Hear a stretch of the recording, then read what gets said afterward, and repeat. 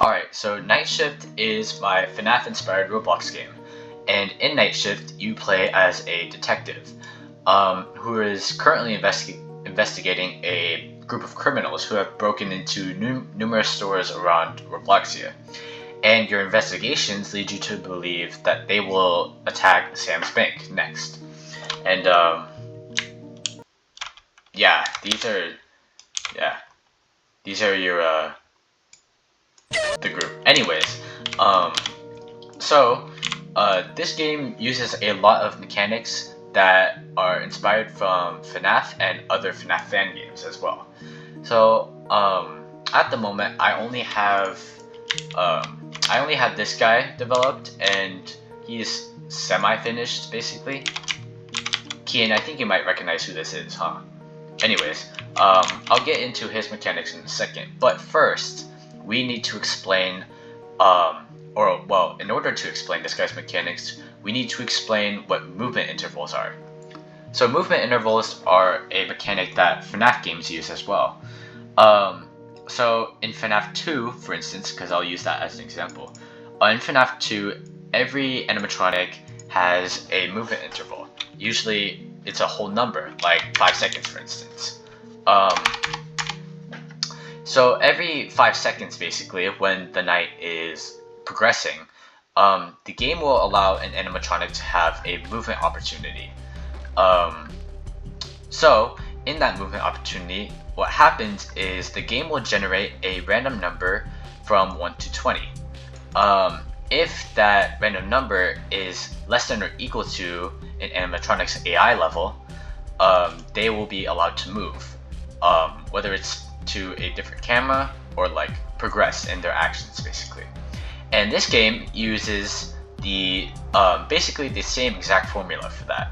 It generates a random number from 1 through 20, and except this formula is slightly different.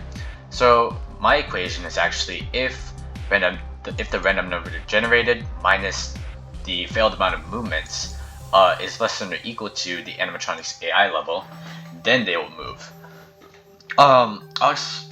So failed movements is basically failed movements starts at 0 essentially. Let me look for the variable. Oh yes, here it is. So failed movements will start at 0, and so initially failed movements doesn't really contribute a lot to movement in like the first seconds of the night. So basically, whenever this equation is not true, then failed movements will be incremented by 1.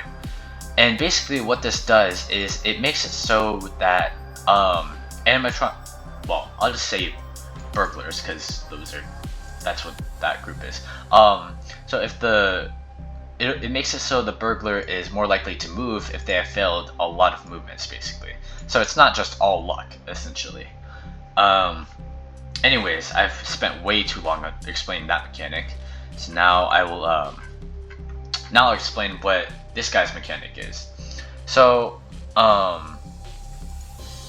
earlier I explained what movement intervals are, and how movement intervals are usually a whole number, like 5 seconds. Well, for this burglar, movement intervals are actually a little bit different for him. So movement intervals are actually random here, and I'll explain what this looks like. So movement intervals are determined by this math function right here, and what this does, math.random is it generates a random number. So for instance, if I just did math.random like 1 through 20, it'll just generate a random number from 1 through 20. Yeah. Anyways, what was I explaining? Oh yeah. So what bottom interval is that it is the game determines bottom interval by putting this equation in. So 11 minus half AI. So, oh yes, I forgot to explain AI levels. So in this game, every burglar will have a set AI level. In this case, Chris's AI level is 20, and half AI is basically it's code for half of this number basically.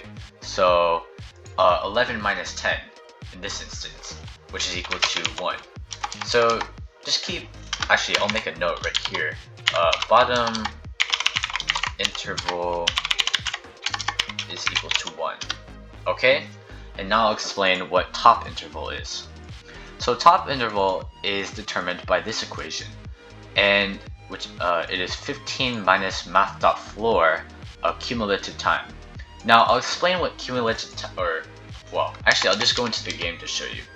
So whenever you, oh my gosh, jeez. Whenever you're watching this guy on the cameras, let me just go into the night here. Whenever you watch this guy on the cameras, you'll see that there is a number, or a counter basically, that's constantly increasing as you're watching him. It also stops when you pull the cameras down, or when he's moved the camera. Actually, I'll see. Yeah, that's perfect actually. So as you can see, he's had a successful movement opportunity, and he is now on camera, camera 8, if I'm not wrong. Let me just go and take a look. Oh no, he's moved into camera 1. Okay, so as you can see right here, cumulative time is 6.479 seconds. Okay, so top interval is roughly like, let me just do some quick math. 15 minus, like, I'll just round this to like 6.48. Okay, so this is roughly 8.52. Yeah, okay. So this guy's mechanic basically revolves around not watching him on the cameras, because whenever you do, you get punished for it. So top interval is 15 minus math.floor cumulative time.